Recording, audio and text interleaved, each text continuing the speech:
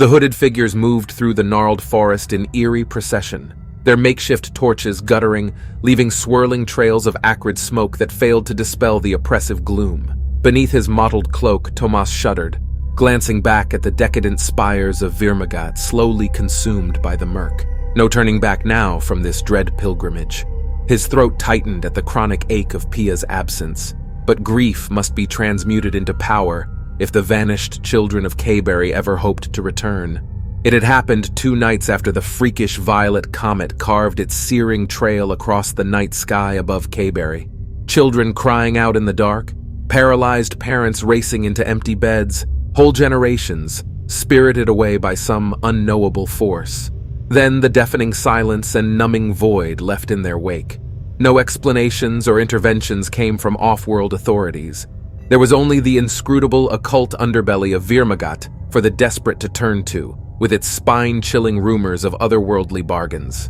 Tomas looked upon his fellow refugees from sleepless morning, haunted faces illuminated in hellish hues, all drawn by rumors of an unseen pathway nightward to the grim Alp lairs, where primordial forces reign. He had sworn the profane oaths, felt the cryptic hexes etching into his soul. Was this wretched corruption, this erosion of humanity, truly the cost of their children's salvation?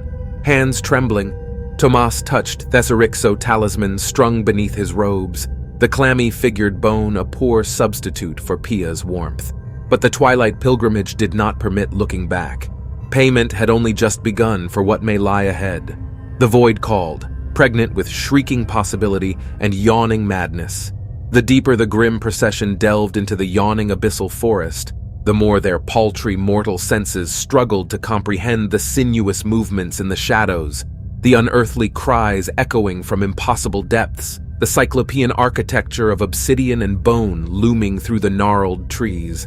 Tomas clung desperately to the frail threads of his sanity as the sweeping tide of inexorable madness lapped ever closer. His flesh was no longer his own, the occult glyphs now blazing beneath his pallid skin, marking just the first of the profane transformations required for survival here. Survival not for his own sake, but for Pia. To hold her again for even one precious moment would make any unholy sacrifice worthwhile. But when the first of the twilight pilgrims returned to him, the glittering inhumanity in their eyes told Tomas that only slivers of their humanity could endure these deterritorialized voids. The power granted them was boundless but perilous, their human frailties shed but their psyches rendered permanently askew, alien.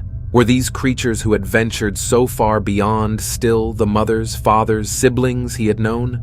Or merely masks animated by cosmic forces indifferent to human love and suffering? As the landscape around Tomas warped into an impossible semi-geometry of madness, the choices loomed. To embrace the yawning darkness and become an unknowable scion of ancient evils, or to cling to his last bright memories of Pia and human goodness while succumbing to the closing horrors. Both paths promised reunions too terrible to contemplate. As Thomas's footsteps spiraled aimlessly through labyrinthine shadows, drawing closer to the inky nihil pulsing at the heart of this anti-reality, he understood this was a pilgrimage from which no one would ever fully return. The only salvation now was oblivion.